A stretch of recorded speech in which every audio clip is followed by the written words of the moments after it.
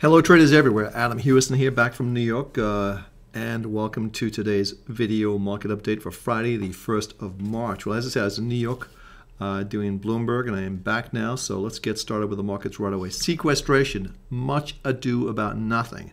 We'll be looking at one stock and two countries to exit right now, so let's get started. We're here at the home page. You can see our model portfolios, which you have total access to, and also our top markets. We just click on them, it'll show you the top stocks today, the top penny stocks, top ETFs, and so forth. Just very cool for you to see this, and it's easy to use. So let's go to our portfolio, and we'll start with the S&P 500. And as I said yesterday, this market is a little bit of a red flag that went up when we saw this market come down. There's the weekly came in at 14.95. It's 15.18. No, I know it's a little bit higher, but the reality is that's a flag that came in and it bears watching.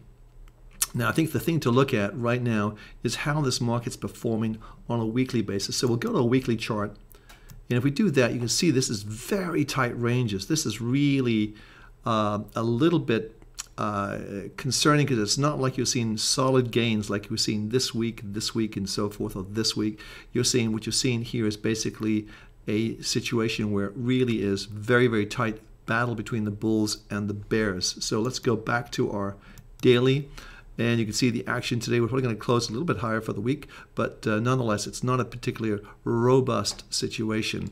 And going to our next market, that's the Dow. Now, the Dow is a little bit of a different animal. That's obviously tracking much better. We said this on TV, and that looks like it can go higher. We've got a 14.6 target zone on the Dow. So let's go to our next market, and that's the NASDAQ. This is not acting quite so well. This is a sort of flat market. It's controlled a large degree by Apple, and that's sort of going nowhere right now. So again, I think Apple is going to be a great buy along the line here, but not at the moment. But this flatness is really just reflective of the general malaise that's in the marketplace.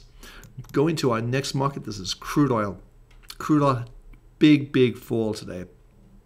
Probably the biggest fall we've seen for quite some time as we trample down to the 90.5 level. Now, this is where the market, I think, should begin to find support. If we come out of this and we get a sense of where we were looking at, I think let's put that in. We were looking at I think we had a 50%, and now we've just surpassed the 61.8%. So we may have gone a little too far on the downside, but you can see these highs here. And if I put my illustrator on and just draw this over from this point here, you can see kind of like we're into that zone right around this area. It should be 90, should be some support there just on a psychological level. Whether that comes in or not will have to be seen, but that's a big number. It's a big handle, 90. And we'll also be looking at another big handle today that was broken. So let's clear the screen off, go to our next market, and that's going to be our market, gold. Gold has sort of had a rally just before I left, came right back down again, and I think this is the pattern we're looking at, and certainly I want to pay close attention to. I think that the gold market technically is at a level, the 1550, 1560 level is going to find some support. So I think we can come down again here, test this low. If we don't go through, if this low holds here, whoops, let's take that off. If this low holds right here, and we make another low here, we've got that pivot point. Remember this pattern we've talked about? So this is the key level. If we go over this level here, then I think we've put in a bottom for this market for the time being. But nonetheless, you've got a potential divergence going on here if we actually pop below that. So we'll see if they take it below that just to see if they can hit some stops. But generally speaking, the trend has been down for a solid 5 months, and that's the longest at time we've seen a continuous downtrend in gold since 1997. So it's pretty important to look at. So let's just clear the screen and go to our next market. Whoops. Let's go to our next market. Not sure what that was, but we'll deal with it later. This is Dish Networks. Dish Networks gave a signal today right here. You can see that came in at 34.53. It's pretty much where it is right now. And what that means is that it indicates that this market has some real problems. We see in the courts they've got a program called Hopper I think they've been taken to court by CBS and some other major studios. And the concept there basically is pretty simple. It cuts out all commercials, and the people that sell commercials are not happy about it, and that's where the lawsuit. And that's why the market's under pressure, because if they can't get the content, it's going to be more and more difficult for them to do business. And of course, that's going to be a real problem. The technology is very, very cool, but that doesn't mean to say commercially that it can make it work. They can make it work. So let's say the trend is down here. It kicked in at 34.53. This looks very much like a rounding top, but let's put the Fibonacci back in here and see where we can go in this market. So potentially, I think you can get down to 31 with that. That's a nice 10% move without too much of a stretch.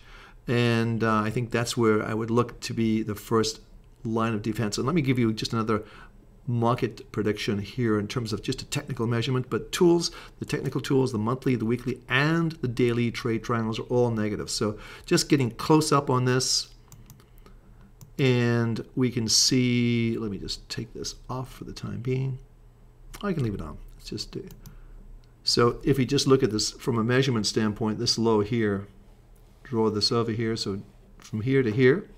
So you're going from 38 down to approximately, let's call it 35, just to be conservative. So $3, we could see this market going down, certainly to this level, possibly to 32. That's a 50% target. I think that's realistic. We could get that and potentially even go all the way down to 61.8%, which is 30.75. Let's call that 31. So I think we could see this market drop off some more, but I don't think this is a stock to be in at the moment unless you're short. So if you're in the stock, I would say exit. It's not looking good for you. So let's clear the screen and go to our next market. And the next market we're looking at is really a country, not particularly a market, but a country. And you can see we just have been under pressure here. I think it's going to continue under pressure. If we close under, I think the lowest we got today was, let's see, 12.13. I think if we go back here, let's just see where we are here. 12.18. I think this is a negative on this stock. I would want to be short or out of these shares of these EWI. This is the ETF for Italy. And I think things are going to be bad there, and certainly the market's reflecting that. You can see our first exit signal came up here at 14, and here we are. We've lost another $2, and we've had a monthly kick in here, which is indicating further weakness. So let's see how that plays and where we're heading on this particular market. So let me just go back to our next market. Is going to be WisdomTree, the India. This is a market that's really, excuse me, really gave a signal today. You can see it right here. Excuse me one second.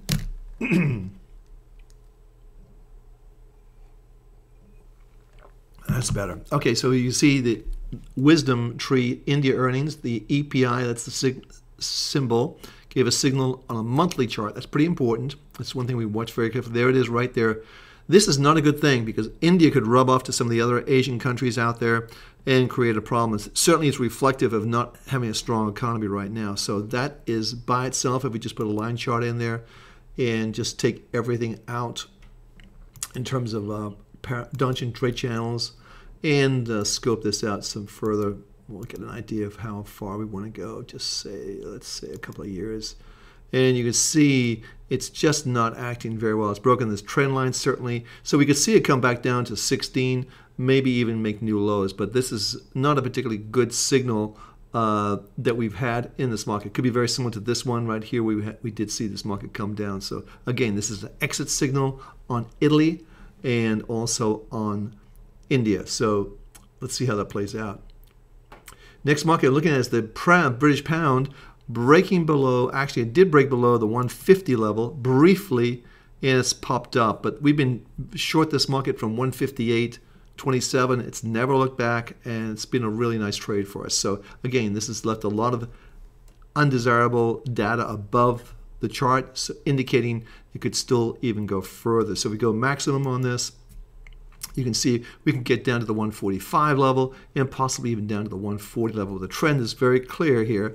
And if we just take these off, you can see we really have created this area that this sort of really large top like right here. This is a distribution period, and the fact that we've gone below this area right here indicates we could still get down a little bit further on the downside. So that's, again, currency wars. Sterling is not doing well in those challenges. So let's go to our next market, and this is going to be the euro, which is under a lot of pressure, partly because of Europe, and partly because of, obviously, we talked about Italy. But let's see, we're trading at 130.26. Excuse me. And let's get this a little bit closer in so we get a better feel for it. So if we put our trade triangles in, you can see we basically clipped out of this at 133.11. That was our first signal to get short this market. And remember, if you're an intermediate term trader trading the currencies, we use the weekly and the daily, and that's exactly how we trade them. So this market looks like it wants to go still lower. This is a very psychological area right here. The fact that we broke below 130 indicates we may still see some further evidence of weakness down to maybe 127. So I'd be very careful about being long. I wouldn't want to be long this market, but the trend is your friend, and the trend is down into more like a trading range. We're a little bit oversold, but nonetheless, we can see this market going lower. But I'm Adam Hewison for MarketClub and iknow.com. Thanks for stopping by. Have a great weekend. And remember, the trend is your friend, and those trade triangles work for you every single day. I'll see you on Monday. Have a great weekend.